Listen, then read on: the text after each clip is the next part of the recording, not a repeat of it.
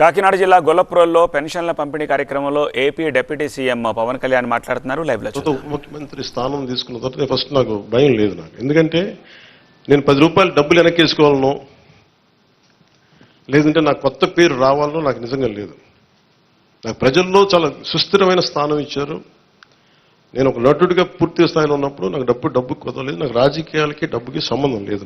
So డబ్బులతో నాకు రాజకీయాలు ముడిపోలేదు. అందువల్ల నేను చేసేటప్పుడు మీకు మొత్తం సాయశక్తిలో పెట్టేస్తాను. మీరు చెప్పిన ప్రతి సమస్యకు పెడతాను.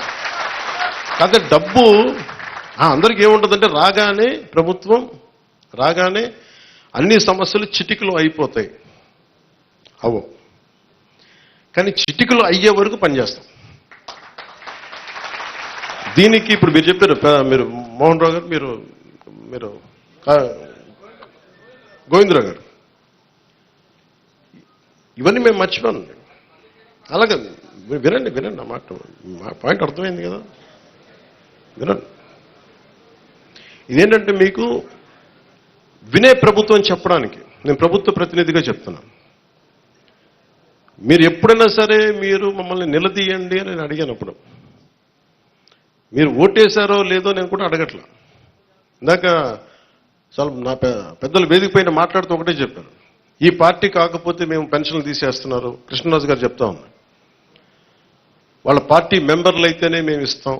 నేను మీకు మాటిస్తున్నాను, గత ప్రభుత్వంలో కాదు, మీరు ఏ పార్టీకి సంబంధించిన వారైనా కనీసం మీకు ఇవ్వటం అది మా కనీస ధర్మం, ఈ ప్రభుత్వ బాధ్యత. పిఠాపురంలో తీసుకొచ్చి మీకు అలాంటి సమస్య ఏదైనా ఉంది అంటే మీరు ఓటు వేయకపోయినా కానీ అర్హత ఉన్న వారికి అది మీకు ఇంటికి వచ్చి తీరుతుంది.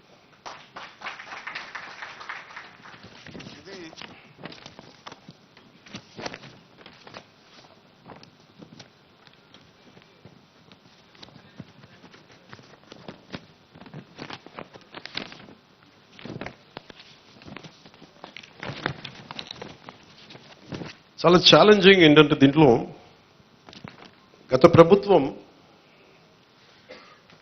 విలేజ్ వాలంటీర్స్ అని ఒక ప్రైవేట్ సంస్థను పెట్టారు. డోర్ డెలివరీ చేస్తాం పెన్షన్స్ అని, మంచిది అది.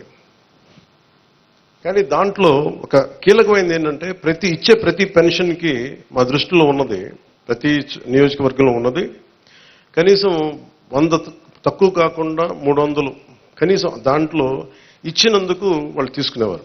దాన్ని లంచం అంటామా, లేదంటే చిన్న నజరానా అంటాం, ఏదంటే దానికి ఏదైనా పేరు పెట్టుకోవచ్చు. అలా కాకుండా చంద్రబాబు గారి ఆది నాయకత్వంలో ఉన్న ఈ కూటమి ప్రభుత్వం, తెలుగుదేశం లీడ్ పార్ట్నర్గా ఉన్న ఈ కూటమి ప్రభుత్వం, జనసేన వెన్నుదన్నుగా నిలబడ్డ ఈ కూటమి ప్రభుత్వం, భారతీయ జనతా పార్టీ ఆశీస్సులు, కేంద్ర నాయకుల ఆశీస్సులతో నిలబడ్డ ఈ ప్రభుత్వం. నువ్వు చప్పలు కూడా నచ్చింది, నువ్వే చప్పలు, మోదీ గారి చప్పలు కొట్టాలి మనం ఆయన చేసిన కృషికి. నువ్వు అర్థం చేసుకున్నావు, ఒక్కటే మోగింది కానీ మొత్తం అందరూ మోగింది నీ వల్ల. అంటే ఇది వాలంటీర్స్ లేకపోతే పెన్షన్లు ఆగిపోతాయి, వాలంటీర్స్ లేకపోతే పెన్షన్లు ఆగిపోతాయి అని భయపెట్టేశారు అందరూ. మీరు చెప్పండి, ఎక్కడ ఆగినాయి? ఎక్కడ ఆగలేదు. అంటే ఆగకపోగా రెట్టింతలు వచ్చి మీకు ఇంటికి వచ్చింది. అంటే సెక్రటరీ అంటే నేను ఒకటే అడిగాను, మన పంచాయతీ రాజ్లో అంటే మనకి ఒక పిఠాపురంలోనే 620 సెక్రటేరియట్స్ కదా మనకు ఉందండి. జిల్లా మొత్తం మీద 620 సెక్రటేరియట్స్, 600 సచివాలయాలు.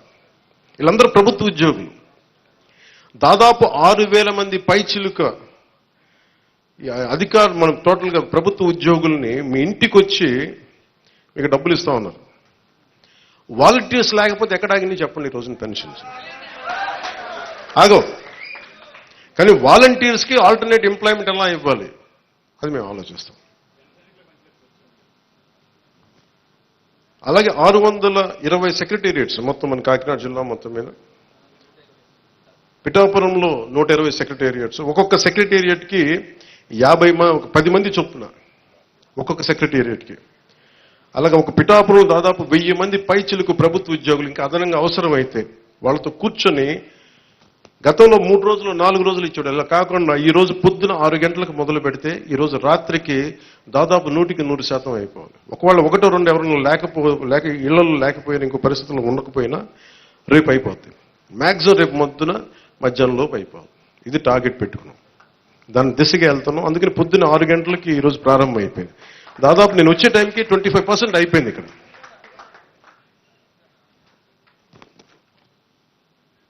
అదే మీరు ఊహించుకోండి, ప్రభుత్వ ఉద్యోగికి బాధ్యత ఉంటుంది. మీకు డబ్బులు ఇచ్చేటప్పుడు మిమ్మల్ని డబ్బులు అడగడానికి లేదు. ప్రైవేట్ ఉద్యోగి మిమ్మల్ని అడగగలరు, ప్రభుత్వ ఉద్యోగి సెక్రటరీ ఉద్యోగి మిమ్మల్ని అడగలేడు. ఒకళ్ళు అడిగితే మీరు చేసేది దిల్ విల్ బికమ్ అకౌంటబిలిటీ, జవాబుదారీతనం. పలానా ఉద్యోగి వచ్చి అడిగాడని అక్కడున్న మా కూటమి నాయకులకి ఎవరికి ఒక్కరికి చెప్పినా, లేదంటే సంబంధిత అధికారులు చెప్పినా, ఎందుకంటే మీ కష్టం అది. మీ ఒళ్ళు నలిగిపోయి లేదంటే మీ వెన్నెముకు వంగిపోయి రావాల్సిన వృద్ధాప్య పెన్షన్ దాన్ని దోచుకోవడం నిజంగా తప్పదు. అలాంటి పరిస్థితులు ఏదైనా ఉంటే అలా ప్రభుత్వ ఉద్యోగులు చేస్తారని నేను అంటలేదు. 1-2 పరిస్థితులు ఏదైనా ఉంటే దాన్ని కూడా మీరు గ్రీవెన్సెస్లో కలెక్టర్ గారి దృష్టికి తీసుకెళ్ళండి, జనసేన, టీడీపీ, బీజేపీ నాయకుల దృష్టికి తీసుకెళ్ళండి. ఎవరైనా సరే ప్రభుత్వం కోసం పనిచేసే ఎవరి దగ్గరికైనా సరే మీరు తీసుకెళ్తే దాన్ని వెంటనే దాన్ని కరెక్ట్ చేసే బాధ్యత మేము తీసుకుంటాం.